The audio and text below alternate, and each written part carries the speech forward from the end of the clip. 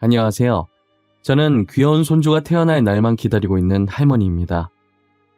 살면서 자식 농사만큼 중요한 건 없다고 하잖아요.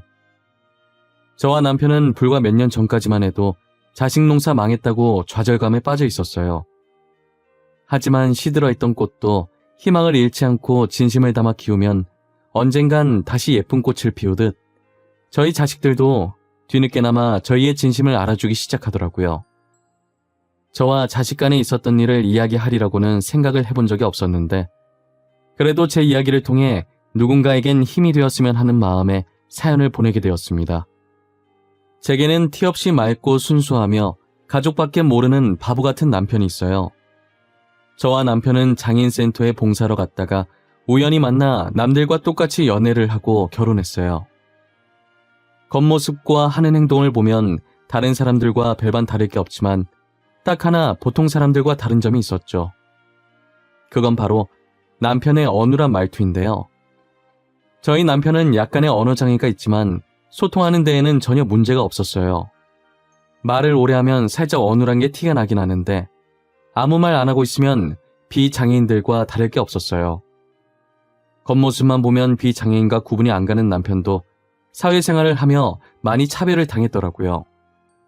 일을 못하는 것도 아니었는데 단지 말투가 살짝 어눌하다는 이유로 무시를 당했었어요. 그래서 누구보다 장애인의 아픔을 잘 이해하고 봉사를 하면서 자신보다 더 몸이 불편한 장애인들을 돌봐줬어요. 저도 같이 봉사를 다니면서 남편을 통해 많은 것을 배웠죠. 몸이 조금 불편하다는 것뿐이지 장애인도 곧 같은 사람인데 감정이 없는 게 아닐 거잖아요. 저희처럼 맛있다, 이쁘다, 좋다, 슬프다 이런 감정들을 다 느낄 거 아니에요. 가끔 장애인을 바라보는 사람들의 시선이 장애인은 우리랑 달리 감정 같은 건 전혀 못 느끼는 사람으로 보는 것 같다는 생각이 종종 들었어요. 그렇지 않고서야 어떻게 그들을 비웃고 무시할 수 있겠어요? 언젠간 장애인에 대한 인식이 바뀌었으면 좋겠고 지금보다 복지도 좋아져야 한다는 생각에 저부터라도 바뀌어보자라는 마음에 봉사도 많이 하고 기부도 종종 해왔던 것 같아요. 남편은 이런 생각하고 또 실천하려고 노력하는 사람 극히 드물다고 제게 엄지척을 날려주더라고요. 칭찬받으니 괜시리 기분이 좋고 더 열심히 하고 싶은 생각이 들었어요. 남편과 저는 봉사하면서 이야기도 많이 나누고 또 따로 만나면서 장애인들을 위해 우리가 할 수 있는 것들이 뭐가 있나 알아보면서 자연스럽게 친해지게 되었어요. 저는 남편과 그렇게 오래 말하면서 불편하다는 생각이 하나도 안 들었어요. 말투가 남들과 달리 아주 살짝 어눌하긴 하지만 의사소통이 안 되는 것도 아니고 남편이 제게 하고자 하는 말 다 할 수 있고 제가 남편에게 하는 말도 다 알아듣고 이해하니까요. 그리고 약자를 배려하고 아이들을 좋아하고 맑고 순수한 마음이 너무 예뻐 보였어요. 장애인이든 비장애인이든 상관없이 오로지 순수한 마음 하나만으로 제 마음을 빼앗아갔어요. 제가 결혼하고 싶은 사람이 생겼다고 부모님께 남편을 소개했을 때 솔직히 반대하실 줄 알았어요. 저희 부모님들이 가부장적인 성격이라 꽉 막혀 계신 분들이라고 생각했거든요. 그런데 남편을 보자마자 그동안 얼마나 고생을 많이 했겠냐고 안아주시는 거예요. 저를 워낙 엄하게 키우셔서 부모님께 그런 면이 있었는지 살면서 처음 알게 되었어요. 부모님은 못난 딸 잘 부탁한다며 안고 있던 남편을 쳐다봤는데 남편이 울고 있는 거예요. 이렇게 쉽게 울어서 딸을 믿고 맡길 수 있겠냐며 웃으시니까 남편은 바로 옷소매로 눈물을 훔치더니 눈물 참으려고 눈을 부릅뜨더라고요. 그 모습에 저와 부모님이 얼마나 웃었는지 몰라요. 그렇게 예상보다 쉽게 결혼 허락을 받았고 상견례 후 결혼 날짜를 잡았어요. 역시 청첩장을 받은 친구들의 반응은 왜 그런 남자를 만나냐는 반응뿐이더라고요. 소문으로 들은 친구들한테도 같은 내용의 문자가 날라왔었어요. 저는 그런 문자들을 받을 때마다 대답할 가치를 못 느껴서 답을 안 했죠. 그래도 제 결혼을 진심으로 응원해주는 친구들도 많았어요. 대단하다면서 자기들은 감히 그런 엄도 안 났을 것 같은데 저 보고 많이 배운다고 하면서요. 처음엔 비꼬는 건가 싶을 수 있었는데 정말 제게 한 말이 빈말은 아니었는지 그 뒤로 정말 장애인 봉사도 다녀오고 간간히 기부도 하고 그러더라고요. 가끔은 저랑 저희 남편과 같이 장애인 봉사를 간 적도 있어요. 저로 인해 조금씩 바뀌는 친구들을 볼 때마다 괜히 뿌듯해지더라고요. 저는 지나가는 사람들이 전부 다 알 정도로 그렇게 유명한 화가는 아니었지만 제 그림을 찾는 마니아층이 탄탄하게 있어서 밥벌이를 하고도 남는 화가였어요. 원래 집이랑 작업실을 분리했었는데 작업실 가기 전 준비하는 시간이 너무 아깝더라고요. 그래서 이번에 결혼하면서 신혼집을 작업실 겸 해서 조금 큰 2층 집으로 장만을 했어요. 1층은 온전히 저희 가족 생활하는 공간으로 활용했고 2층은 제 작업실 겸 남편 작업실로 만들었어요. 남편은 당장 작업할 게 없었지만 혹시나 나중에 하고자 하는 일이 생기면 쓰라고 만들어 놨었어요. 하지만 아이들이 태어나면서 남편은 육아를 하느라 바빴고 남편의 작업실은 아이들의 놀이터가 되었죠. 집이 곧 작업실이다 보니 아들 셋을 낳고도 육아에 문제될 게 전혀 없더라고요. 제가 작업할 땐 남편이 봐주고 작업이 끝나면 제가 아이들을 보고 남편을 쉬게 했어요. 남편과 붙어있는 시간이 더 길어서 아이들이 어찌나 남편을 좋아하던지 질투가 날 때도 있었어요. 하지만 그건 세상에 대해 아무것도 모를 순수했던 어릴 때의 이야기고 아이들의 머리가 클수록 말이 어눌한 남편을 멀리하기 시작하더라고요. 아빠 곁에서 한시라도 안 떨어지려고 하던 아이들이 이젠 자신의 근처에도 오지 말라고 하니 남편은 당연히 바뀐 아이들을 보면서 슬픔에 잠겨 있었죠. 한 번은 학부모 상담이 있어서 학교에 가려고 하는데 첫째가 진지하게 말을 하더라고요. 엄마, 아빠는 학교 안 오면 안 돼? 솔직히 우리 아빠는 다른 아빠들이랑 다르잖아. 나 진짜 부끄러워서 학교 못 다녀. 그러니까 엄마만 와. 알았지? 너 그게 무슨 말버릇이야? 내가 그렇게 가르쳤어? 아빠가 너 얼마나 이뻐했는데 어떻게 그래? 아, 싫은 걸 뭐 어쩌라고. 나 아빠가 말 더듬는 거 싫어. 그냥 말을 안 했으면 좋겠어. 가만히라도 있으면 괜찮은데 가서 말할 거 아니야. 누가 듣기라도 하면 어떡해. 나는 싫어. 부끄러워. 너 진짜 왜 그래? 원래 안 그랬잖아. 어릴 땐 아빠 좋다고 따라다녔었잖아. 도대체 왜 이렇게 아빠한테 상처를 주는 거야? 어? 엄마는 왜 자꾸 어릴 때 얘기를 꺼내? 지금은 싫다고. 내가 싫다잖아. 엄마만 오라는 게 그렇게 잘못된 거야? 엄마만 와도 되는 거잖아. 굳이 둘 다 와야 돼? 첫째는 남편이 학교에 가면 어눌한 말투 때문에 부끄럽기도 하고 친구들한테 놀림받는다고 남편을 두고 저 혼자만 학교에 오라고 하더라고요. 저는 제 배 아파 낳은 자식 입에서 그런 소리가 나올 줄은 꿈에도 몰랐어요. 정말 사소한 거라도 혼내면 다시는 안 혼나려고 같은 실수 반복 안 하는 아이인데 정말 사소한 거라도 혼내면 다시는 안 혼나려고 같은 실수 반복 안 하는 아이인데 남편과의 문제에선 절대 제 말을 들으려고 하지 않았어요. 매번 혼내고 싸워도 늘 처음으로 돌아가서 남편을 멀리하려고만 했어요. 첫째랑 같이 학교 갔다가 남편의 말투를 들은 아이들이 어린 마음에 첫째랑 안 놀아줬었나 봐요.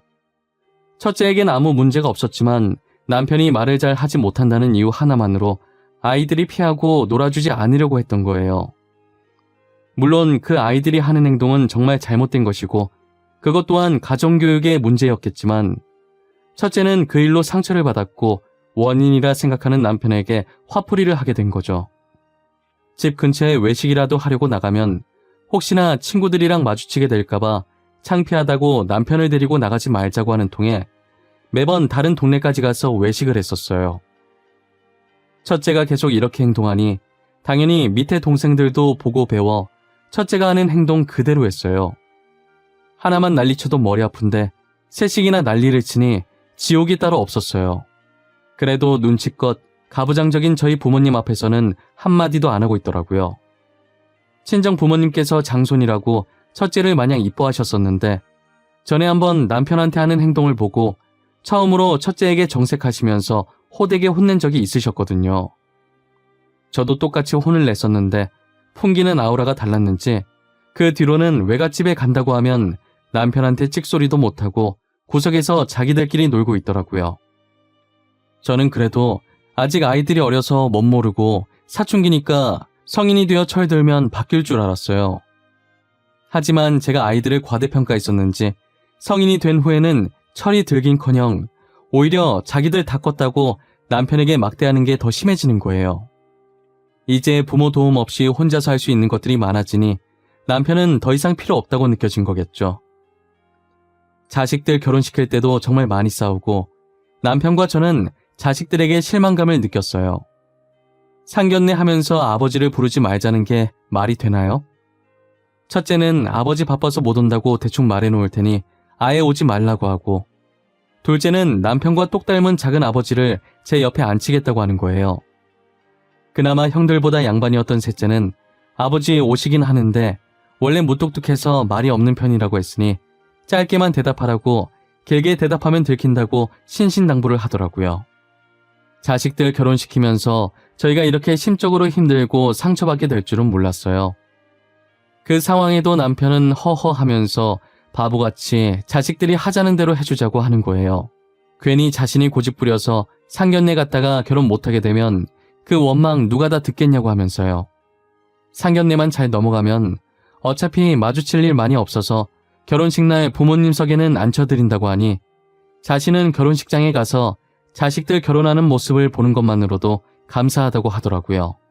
그렇게 저희는 이런저런 많은 일을 겪고 우여곡절 끝에 마지막 남은 막내의 결혼까지 무사히 마쳤다는 표현이 맞는 건지 모르겠지만 아무런 탈 없이 잘 끝마쳤어요. 자식들 결혼을 다 마치고 모든 게 끝났다고 생각했어요. 며느리들도 저희 남편이 말이 어눌하다는 걸 알고 결혼을 한 것이었거든요. 그래서 이제는 조금 편하게 살 수 있지 않을까 했어요.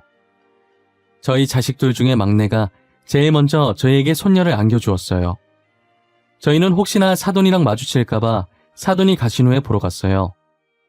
눈은 저희 아들을 닮고 나머지는 막내 며느리랑 똑 닮은 것이 너무 이쁜 거예요.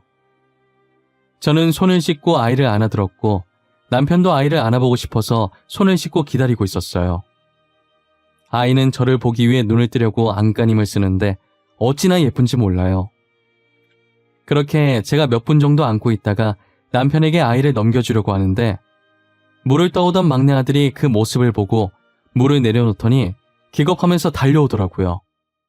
남편은 아직 애를 제대로 안아보지도 못했는데 막내 아들이 순식간에 아이를 낚아챘어요. 아, 아버지, 그렇게 애를 막 안으시면 어떡해요. 태어난 지 얼마 안 돼서 면역력도 약한데 애한테 병균 옮으면 어쩌려고 그래요. 왜 이렇게 생각이 없어요? 미안하다. 근데 나 손 씻었어. 비누로 깨끗하게 씻고 아이 안은 거야. 옷이 더럽잖아요, 옷이. 밖에서 먼지 다 묻히고 왔을 거 아니에요. 가뜩이나 아이한테 문제 있을까봐 태어날 때까지 얼마나 걱정했는데. 너 방금 한 말 무슨 뜻으로 말한 거야? 아이한테 문제 있을까봐 걱정했다고? 무슨 문제 때문에 걱정한 건데 혹시 내가 생각하는 그런 거 아니지? 어머니가 생각하는 거 맞아요. 혹시나 우리 애한테도 장이 있으면 어쩌나 걱정했어요. 유전일 수도 있는 거잖아요. 저희는 운 좋게 아니었지만 저희 딸은 그럴 수도 있잖아요. 오빠, 부모님한테 말을 왜 그렇게 해? 내가 저번에도 그렇게 얘기하지 말라고 그랬지. 왜 계속 아버님을 못 살게 굴어, 어? 아이 일이네. 오빠도 아이 만지지 마. 내가 낳은 아이야. 막내 아들이 하는 얘기를 들으면서 얼굴이 점점 붉어지던 막내 며느리는 결국 못 참고 한 소리를 한 뒤 막내 아들에게 안겨있던 아이를 뺏어들었어요. 남편에게 사과하기 전까진 아이 못 만지게 할 거라고 하니 어쩔 수 없이 사과를 하더라고요. 진심이라는 건 눈꽃만큼도 찾아볼 수 없는 사과였지만요. 그래도 저희는 막내 며느리 덕분에 손녀를 마음껏 볼 수 있었어요. 막내 며느리가 매일같이 저희 집에 놀러와 저희에게 손녀를 보여주었거든요. 그러다 한 번은 막내 며느리가 짐을 싸서 저희 집으로 온 거예요. 아니, 아가, 이게 무슨 짐들이야? 너 혹시 지혁이랑 싸운 거야? 그래서 짐 나온 거니? 그래? 내 말이 맞아? 저 당분간만 어머님 아버님이랑 지내도 될까요? 저 오빠 버릇 고칠 때까지 집에 안 들어가려고요. 아이도 오빠한테 맡기고 왔어요. 도대체 무슨 일인데 그래? 아이까지 두고 올 정도로 심하게 싸운 거야? 무슨 일로 싸웠는지 나한테 말해봐. 들어보고 내가 도울 수 있는 일이면 도와줄게. 오빠가 아이 데리고 여기 오는 거 싫어하는 거예요. 저는 같이 아이 봐주셔서 좋은데. 그래서 화나서 당분간 나가 있겠다고 혼자서 애 잘 키워보라고 하고 나와버렸어요. 그래서 그렇게 짐 바리바리 싸들고 여기로 찾아온 거야? 혹시 매일 와서 그런 건가? 그럼 일주일에 한 번 오겠다고 말 잘해보지 그랬어. 그게 사실 아버님이랑 아이랑 같이 있는 걸 안 좋아해서요. 자꾸 이상한 소리 하면서 아버님이 아이 못 만지게 하라고 하잖아요. 그래서 짜증나서 싸웠어요. 막내 아들은 막내 며느리가 아이를 데리고 저희 집에 가는 것에 불만을 품었어요. 정확히는 저희 남편이 아이를 만질까봐 난리 법석이었던 거죠. 마치 남편을 손만 닿아도 병에 걸리는 전염병 환자 취급을 하고 있더라고요. 도대체 나이를 얼마나 더 먹어야 정신을 차릴까 싶었어요. 막내 며느리는 그동안 아이 보느라 지쳤었는데 휴가라고 생각하고 여기서 쉬겠다고 하더라고요. 저는 아무 생각하지 말고 편하게 있고 싶은 만큼 있다가 가라고 했어요. 집에 며느리가 있는 거랑 없는 게 차이가 꽤 크더라고요. 어찌나 친딸처럼 살갑게 저희를 대하던지 이래서 딸을 낳아야 하는구나 싶었다니까요. 아무래도 며느리가 제 친딸은 아니니 어느 정도 벽이 있기 마련인데 막내 며느리는 전혀 없었어요. 혼자 장보러 가려는데 괜찮다고 해도 계속 같이 가겠다며 옆에 붙어서 쫑알쫑알 말동무도 해주고 짐 많으니까 자기가 더 무거운 짐 들겠다고 제가 계산하고 있을 때 먼저 짐 들고 저만치 가 있더라고요. 막내 며느리 하나 집에 들어왔을 뿐인데 남편과 둘이 살 때와는 완전 다른 분위기였어요. 막내 며느리는 부모님께서 조부모님을 모시고 살고 계셔서 어릴 때 조부모님과 함께 지냈다고 하더라고요. 어릴 때 할머니, 할아버지와 함께 살아서 그런가 어른 공경할 줄 알고 기본이 되어 있는 아이였어요. 막내 며느리 얘기를 듣는데 우리 아들들도 친정 부모님께 맡겼다면 막내 며느리처럼 남편도 잘 챙겨주고 올바르게 잘 자라주지 않았을까 하는 생각이 잠깐 들었어요. 막내 며느리랑 같이 지내면서 저와 남편을 친부모님처럼 챙기는 모습에 저런 아이가 제 친딸이었으면 얼마나 좋았겠나 싶었던 적이 한두 번이 아니었죠. 그런데 무슨 바람이 불었는지 막내 아들도 짐을 싸서 저희 집으로 들어오겠다고 하더라고요. 조만간 자기 집에 있던 가구들도 올 건데 여기 있는 거 오래된 거라 버리고 자기 집에서 쓰던 것들 얼마 안 된 것들이니 그걸로 갈아치우자고 하면서요. 달라진 막내 아들을 보고 며느리는 웃고 있었고 남편과 저는 당황해하고 있었어요. 너 갑자기 뭐야? 며느리 데리러 온 게 아니라 우리랑 여기에 같이 살겠다고? 너가? 우리랑? 왜? 언제는 네 딸 만지는 것도 싫어하더니? 그동안 죄송했어요. 집사람이 그러고 간 뒤로 많이 생각했어요. 그동안 제가 두 분께 상처만 준 것 같더라고요. 정말 반성 많이 했어요. 어머님, 저희 여기서 살아도 되죠? 오빠도 살고 싶다잖아요. 저는 어머님이랑 아버님이랑 같이 사는 거 너무너무 좋아요. 나와 네 아버지는 상관없는데 너네가 불편하지 않겠니? 둘이 화해한 것 같은데 그냥 둘이서 재미나게 살지 그래. 우리는 괜찮아. 에이, 뭐가 불편해요. 저희는 하나도 안 불편해요. 오빠도 결혼 전까진 여기서 살았는데 불편할 게 뭐 있겠어요. 그리고 저는 이렇게 같이 사는 게 더 재밌어요. 막내 며느리는 제게 팔짱을 끼면서 같이 살게 해달라고 애교를 부리더라고요. 저야 같이 살면 시끌벅적한 게 사람 사는 집 같고 좋지만 아이들이 불편할까 걱정이었어요. 아이들은 불편할 것 하나 없다고 같이 살겠다고 하길래 못 이기는 척 그러라고 했죠. 도대체 막내 며느리가 어떻게 꼬등인 건지 모르겠지만 막내 아들이 많이 달라졌더라고요. 아직은 어색하지만 먼저 남편에게 다가가서 과일 건네고 목욕탕도 같이 가는 거예요. 달라진 아들의 모습에 놀라서 막내 며느리를 쳐다보면 아무 말 없이 웃으면서 어깨를 으쓱 하더라고요. 제가 다른 건 몰라도 며느리 하나는 정말 잘 뒀다는 생각을 했어요. 다른 아들들과 며느리들은 명절이나 특별한 일 아니면 연락도 안 하는데 막내 며느리는 스스로 시댁살이를 자처하니 어찌 안 이뻐할 수 있겠어요. 그렇게 막내 아들 내외랑 지내다 명절이 다가와 삼형제의 내외가 모이게 되었어요. 첫째와 둘째는 달라진 막내 아들을 보고 비아냥거리기 바쁘더라고요. 지혁이 말이야, 언제부터 저렇게 아버지를 챙겼다고 난리래? 아버지 뒷공무니만 쫓아다니네. 벌써부터 유산 노리고 저러는 건가? 에이, 설마. 근데 아버지 유산이랄 게 있나? 어머니 유산이면 몰라도 지혁이 아예 집도 정리하고 여기서 산다며. 진짜 아버지 우리 몰래 숨겨놓은 재산 있는 거 아니야? 그렇지 않고서야 저렇게 챙길 필요가 있어? 같이 아버지 무시할 땐 언제고 이제 와서 왜 저래? 이놈들아, 제발 철 좀 들어라. 너넨 언제 철 들려고 이러냐? 형이라는 놈들이 동생 욕을 해서 쓰겠어? 동생 좀 보고 배워. 뒤에서 동생 욕한다고 바쁜 한심한 아들들 머리를 숟가락으로 가볍게 쳤어요. 제가 자신들 옆에서 밤을 숟가락으로 퍼먹고 있자 서로 눈짓을 하더니 제 옆에 바짝 붙어서는 혹시 남편에게 숨겨진 재산이 있냐고 묻는 거예요. 아무래도 막내가 돈 냄새 맡고 저러는 것 같다고 하면서요. 남편한테 막대하는 것도 모자라서 막내를 돈밖에 모르는 속물로 만드는 게 너무 괘씸하더라고요. 그래서 먹고 있던 숟가락으로 다시 한번 아들들 머리를 내려쳤어요. 이번엔 힘 좀 실어서 내려치니 아팠는지 머리를 감싸쥐더라고요. 저는 주제를 바꿔보려고 손자 얘기를 하기 시작했어요. 너네는 언제 애 낳으려고 그러냐? 다 늙어서 낳을래? 너네 지금 결혼한 지가 언제야? 너는 6년, 너는 4년 됐지 않았니? 그러다 노산으로 애 낳기 힘들어진다. 낳을 거면 빨리 낳아. 아, 나도 낳고 싶어. 낳고 싶다고. 지금 누구 때문에 못 낳고 있는데 우리라고 뭐 이러고 싶어서 이러는 줄 알아? 맞아. 우리도 아들, 딸 낳고 싶은데 무서워서 못 낳고 있는 거야. 엄마는 잘 알지도 못하면서 우리한테 그래? 무섭긴 뭐가 무서워.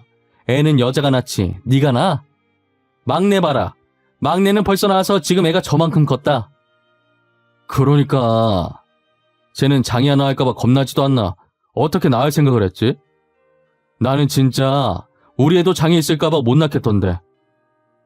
우리는 운 좋게 건강하게 태어났지만 한 대 걸려서 우리 애가 장애 있으면 어떡해. 우리 집사람도 엄청 걱정해. 애는 낳고 싶은데 문제 생길까봐. 아들들이 저렇게 얘기하니 며느리들도 무섭다고 한마디씩 거들기 시작하더라고요. 저는 와중에 남편이 제 심부름으로 잠시 밖에 나가 있어서 이 자리에 없다는 게 다행이라는 생각이 들었어요. 만약 같은 공간에 있어서 이 말을 들었다면 얼마나 상처를 받았겠어요. 순간 저도 욱해서 아들과 며느리들한테 그런 식으로 살지 말라고 소리쳤고 제 목소리가 커진 걸 듣고 부엌에 있던 막내 아들 내외가 무슨 일이냐고 뛰쳐나왔어요. 진짜 보자 하니까 너네 진짜 그딴 식으로 살지 마. 그러다 천벌 받아. 그리고 첫째랑 둘째, 너네는 부모님이 그렇게 가르치셨니? 시아버지 대우 그딴 식으로 하라고 하셨어? 어머님, 무슨 일이에요? 왜 목소리가 커져요? 싸우는 거예요? 너네 아버지는 장애 가지고 태어나고 싶었겠니? 어? 내가 그동안 아직은 어려서 그렇겠지. 성인이어도 아비가 안 되어봐서 아비 마음을 모르겠지 하면서 그냥 넘겼어. 근데 정도가 심하지 않니?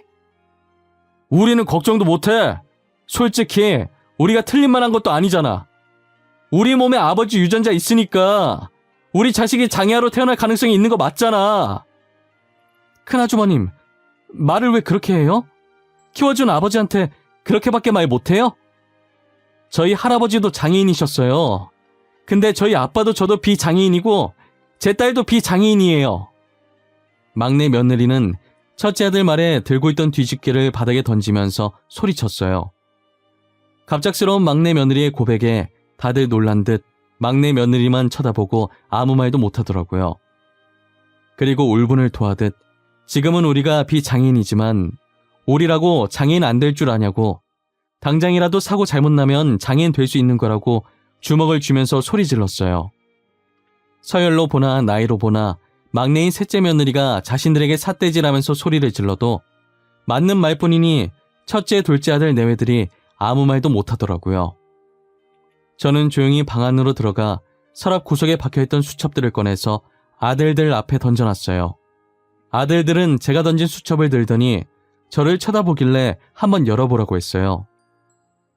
수첩들 표지엔 아들들의 이름이 적혀 있었고 그 속엔 남편의 글씨로 빼곡히 가득 차 있었어요. 그 수첩엔 아들들이 태어난 직후부터 성인이 되어 결혼할 때까지의 육아일기가 적혀 있었어요. 저도 안 썼던 육아일기를 남편이 하루도 빼놓지 않고 써내려갔었죠. 남편은 어느 정도 컸을 때 한 일기장에 다 같이 적어도 됐을 텐데 꼭 한 사람씩 따로 일기를 적었어요. 육아일기를 보고 있으면 남편이 얼마나 자식들을 아껴왔는지 볼 수 있었어요. 늘 자신에게 모진 말을 하던 못난 아들들이지만 부모가 아니면 누가 자식의 투정을 받아주겠냐며 그렇게 남편은 자기 가슴이 멍들고 있는 줄도 모르고 항상 아들들 생각뿐이었어요. 첫째와 둘째 아들은 수첩을 읽어 내려가며 조용히 눈물을 흘렸어요. 그리고 다른 공책을 꺼내서 아들들에게 건넸어요. 거기엔 아들들이 그동안 남편에게 어떻게 했는지가 적혀있는 제 일기장이었어요. 아들들이 모진 말을 할 때마다 그 말들이 자신을 강하게 만들어준다며 그냥 웃어넘기던 남편의 모습이 담겨있는 일기장이었어요. 그동안 자신들이 뭐라고 말했는지 남편에게 어떤 상처를 줬는지 적혀있는 제 일기장을 보고 조용히 눈물만 흘리던 아들들은 제 일기장을 보며 오열하기 시작하더라고요. 아들들이 모진 말을 뱉는 와중에도 아이들이 자신을 너무 사랑해서 그런 거라고 더 강해져서 이 세상을 버티라는 뜻이라며 위안하는 남편의 모습에 오열을 하는 거예요.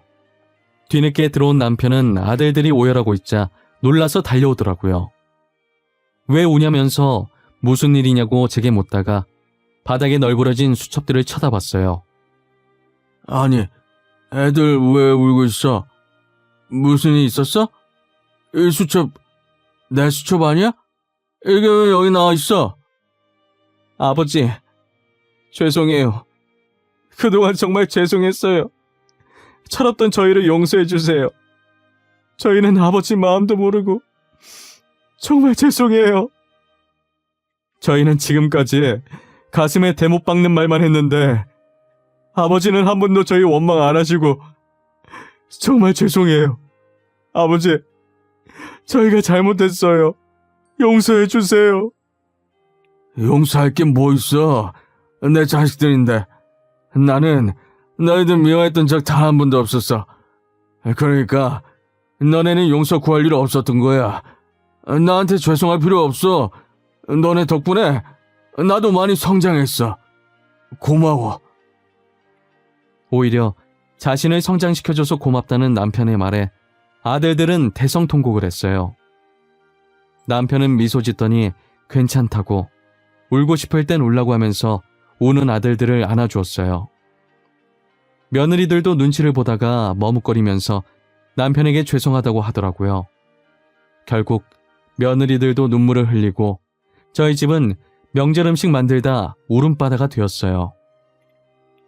명절이 지나고 평소에 한 번도 연락 안 왔던 아들들에게 하루에 2번씩 전화가 오더라고요. 오전엔 아침은 먹었는지, 오늘 뭐 할 건지, 저녁엔 저녁은 먹었는지, 오늘 뭐 했는지, 이렇게 2번씩 꼬박꼬박 저희 안부를 묻곤 했어요. 아들이 전화 오면 뒤엔 며느리들한테 안부 전화가 왔어요. 그리고 얼마 지나지 않아서 첫째 며느리가 임신을 했더라고요. 둘째 며느리도 임신하려고 열심히 준비하고 있다고 하고요. 요즘은 아들과 며느리가 효도 대결이라도 하는 듯 번갈아가며 전화가 오고 있어요. 확실히 예전보다 저희 집 방문하는 횟수가 많아졌고요. 남편과 제가 20년 넘게 기다려온 행복이 이렇게 찾아오네요. 오랜 시간이 걸렸지만 오래 걸린 만큼 저희의 행복도 길게 갔으면 좋겠어요. 저와 남편은 요즘 장손 맞을 준비하느라 바빠요.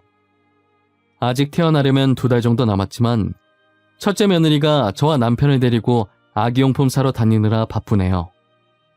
저희를 이렇게 잘 챙겨주는 모습을 보니 아들들과 며느리들에게 너무 고마워요. 제 긴 이야기는 여기서 끝내보려고 합니다. 지금까지 들어주셔서 감사하고 제 사연을 들으시고 부모님이 생각나셨다면 당장 전화해서 사랑한다고 말해보는 게 어떨까 싶네요.